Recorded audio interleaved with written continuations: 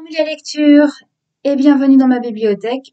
Je suis Babarette et aujourd'hui je vais vous présenter 5 livres que j'ai lus dans le cadre du Pumpkin Autumn Challenge et qui sont 5 livres que j'ai appréciés et il y a même 2 immenses coups de cœur. Alors, je vous avoue que je me souviens plus dans quelle catégorie j'avais placé chaque livre, mais c'est pas très grave. Je vais commencer par le polar dont je vous avais parlé. C'est un polar musical qui s'appelle Le Dernier Opus et c'est un roman de Lecia Caris. C'est un roman où ça se passe en Haute-Savoie et aux alentours de Lyon. Et donc une jeune femme qui est journaliste musicale a été agressée et son frère qui est inspecteur de police découvre un cadavre et elle est persuadée que ce meurtre est lié à sa procréation.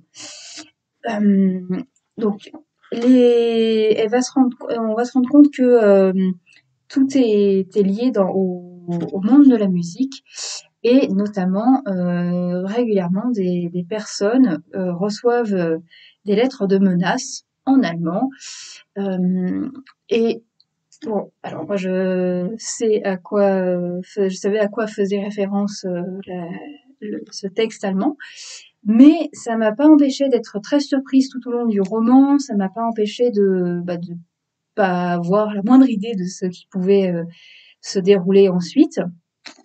Euh, et j'ai trouvé ça très intéressant. J'ai surtout beaucoup apprécié le traitement de la ville de Lyon et des alentours de Lyon, avec la Savoie, les Alpes.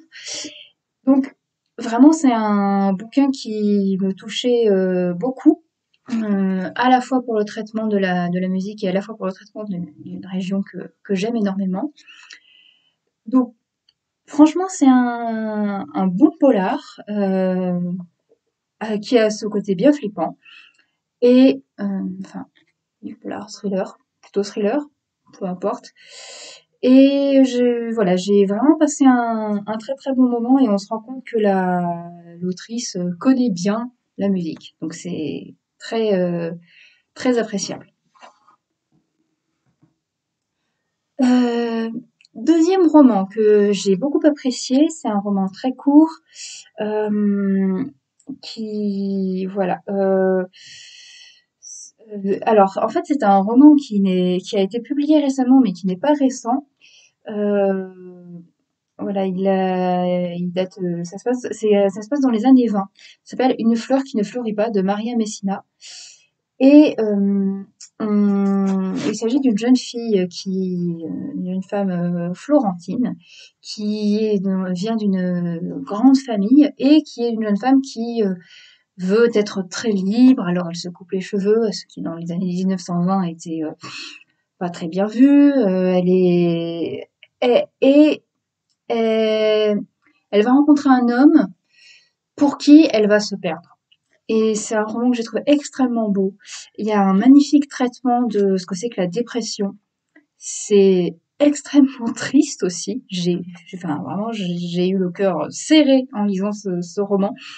J'ai trouvé que le, voilà, le personnage de Franca, qui est le personnage principal, était très bien dépeint. On avait tout ce côté complexe du fait de vouloir être libre et en même temps d'être amoureuse. Donc il y a un côté extrêmement féministe dans ce roman et qui en même temps est particulièrement beau. Donc je ne peux que recommander ce très très beau roman qui se lit très vite donc, et qui est plus, je dirais, un roman féministe et un roman sur la liberté qu'un roman d'amour. C'est un roman qui parle de l'amour, mais c'est pas une romance. Et non pas que j'ai quoi que ce soit contre les romances en soi, hein, mais pour le coup, ça n'en est pas une. Et un, un, voilà, un très très chouette roman. On arrive à mon top 3, bon, sur un roman, ça fait effectivement un joli petit top, mais Alors, un bouquin que j'avais choisi parce que, voyons voir, que se passe-t-il sur cette couverture? Tada! Il y a un violoncelle, je me suis dit: «Oh tiens, j'ai envie de le lire». Bon, j'ai quand même jeté un œil à la quatrième de couverture pour savoir de quoi ça parlait, mais on partait sur déjà un assez bon a priori. Alors, il s'agit d'une jeune femme qui s'appelle Katia Steiner, pardon. Cette jeune femme est violoncelliste. C'est une violoncelliste brillante et soudainement, elle doit arrêter sa carrière pendant au moins quelques temps parce que elle est atteinte d'un cancer. Et dans le même temps, elle renoue avec son grand-père. Voilà, c'est pas son père, c'est son grand-père, qui est un vieil homme juif qui a atteint d'Alzheimer et qui perd peu à peu la mémoire. Et là où ça devient très intéressant, c'est que c'est pas seulement un, un roman qui parle de relations familiales et qui parle de maladie, c'est un roman où la perte de la mémoire individuelle, se lie avec l'importance de la mémoire collective, et c'est pas seulement le travail de mémoire, ça devient le devoir de mémoire, parce que ce vieil homme qui est atteint d'Alzheimer a été déporté lorsqu'il était, oui mon chat, a été déporté lorsqu'il était jeune vers les camps de la mort. Et donc, la jeune femme violoncelliste va à un moment donné mettre en pause euh, cette carrière de violoncelliste, non seulement parce que elle est malade, mais aussi parce que pour trouver la guérison, elle a besoin de repartir sur les traces de ce grand-père et sur les traces de cette histoire qui est une histoire, quelque chose de commun et qui n'est, voilà. Donc, il y a l'histoire familiale qui rejoint l'histoire du monde, quelque part. Et j'ai trouvé ça extrêmement beau. J'ai trouvé que le lien entre l'intimité et entre l'intime et le collectif était très très bien décrit. Alors, il y a une histoire avec justement une vieille photo et ça remet le violoncelle au cœur de ça. Euh, et donc, c'est un roman qui va parler de maladie, de mémoire, des atrocités de la Seconde Guerre mondiale et également de musique. Et vraiment, j'ai beaucoup, beaucoup apprécié. J'ai trouvé que c'était une très belle réussite. Et je ne regrette pas du tout d'avoir lu ce roman qui m'a plu vraiment un vrai petit coup de cœur, quoi.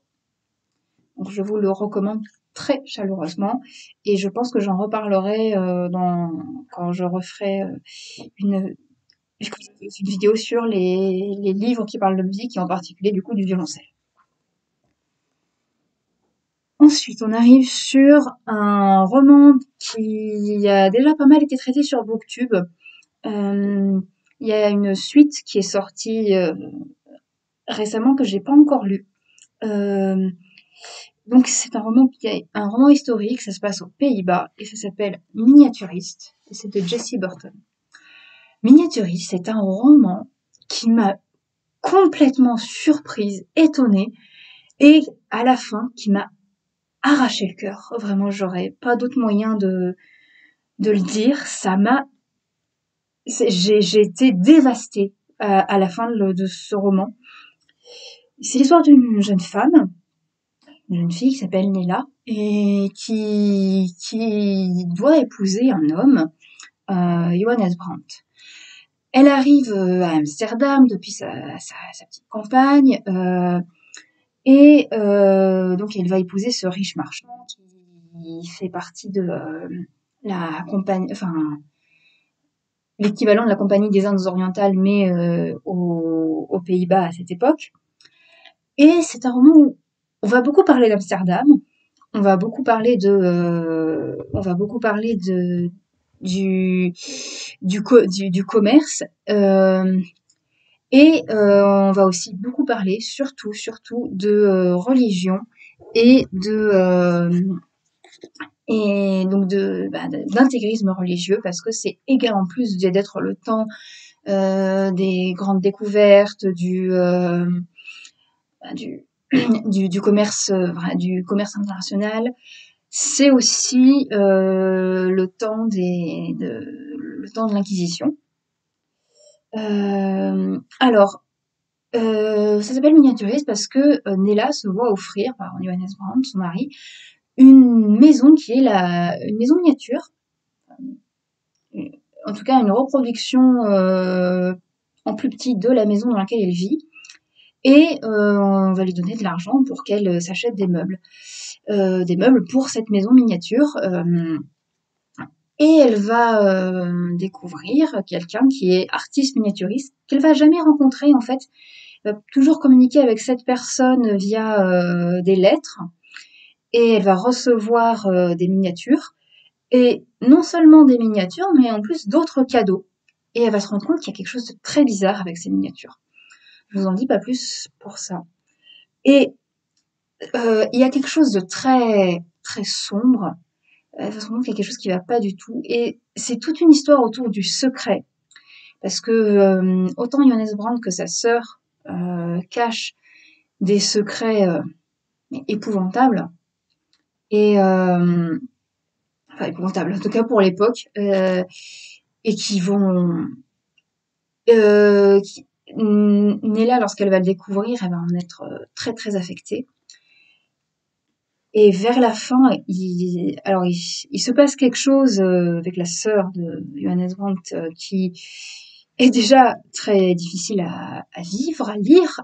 Mais alors, la fin de ce roman, c'est là que j'ai été complètement dévastée. Je me sentais tellement mal et en même temps, c'était tellement beau, tellement bien écrit que j'ai vraiment été émue à un point inimaginable par cette fin qui,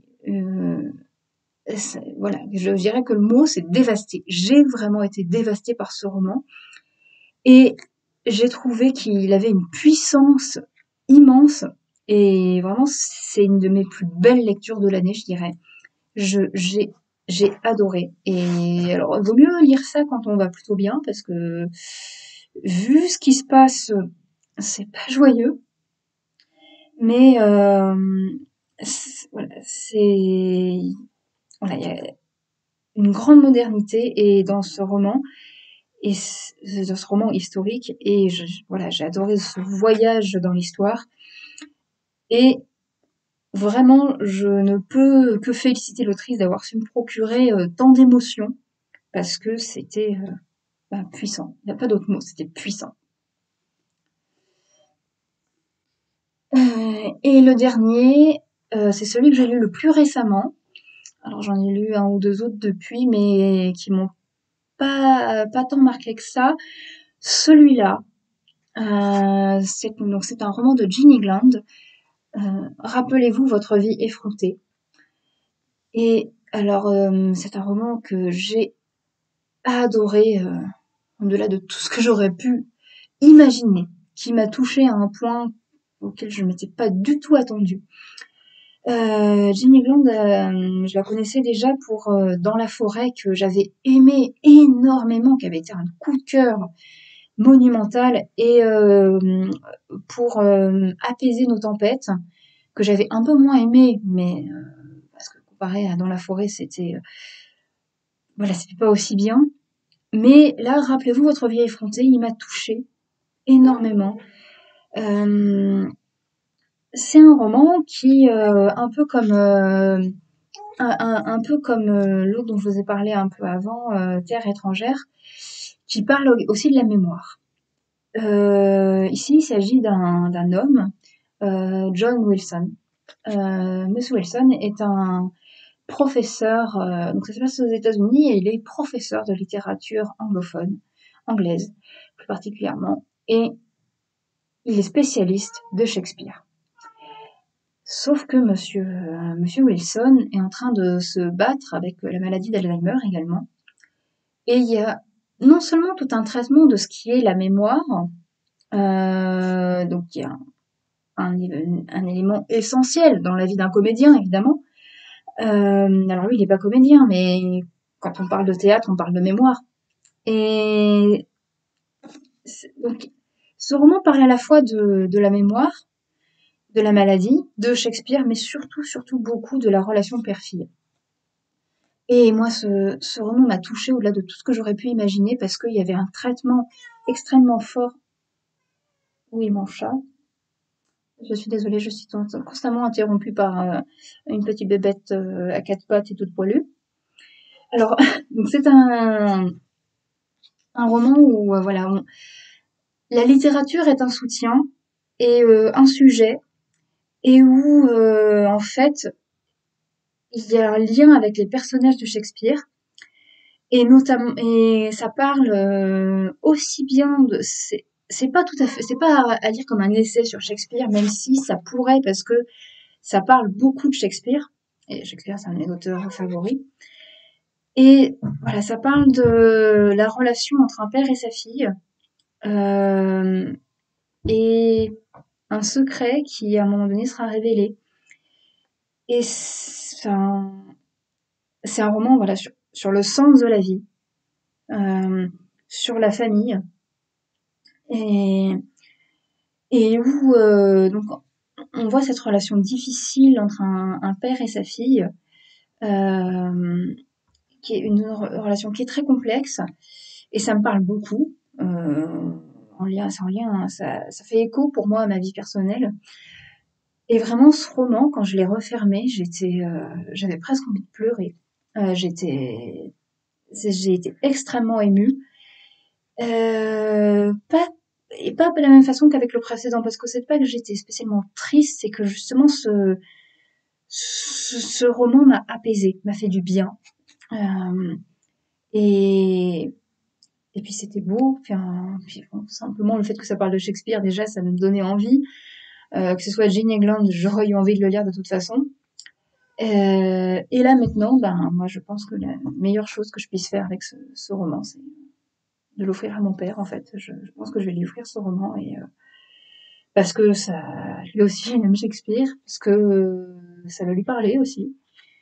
Et, et voilà, parce que j'ai aimé ce roman et que je sais qu'il aimera aussi. Voilà, donc c'était une vidéo sur des lectures qui m'ont un peu marqué ces derniers temps, des lectures qui m'ont plu, des belles lectures. Voilà, pour en quelque sorte terminer l'année. Je suis très contente d'avoir lu tout ça. Je suis très contente d'avoir partagé ça avec vous. J'espère que la vidéo vous a plu. Si jamais vous avez apprécié cette vidéo, vous pouvez la liker. Si vous avez lu certains de ces livres, ou si je vous ai donné envie de les lire, ou bah, si vous en avez d'autres auxquels ça vous fait penser, qui vous font écho, ben, n'hésitez pas à m'en parler en commentaire. Et en tout cas, je vous remercie de m'avoir écouté et je vous dis à bientôt pour une prochaine vidéo.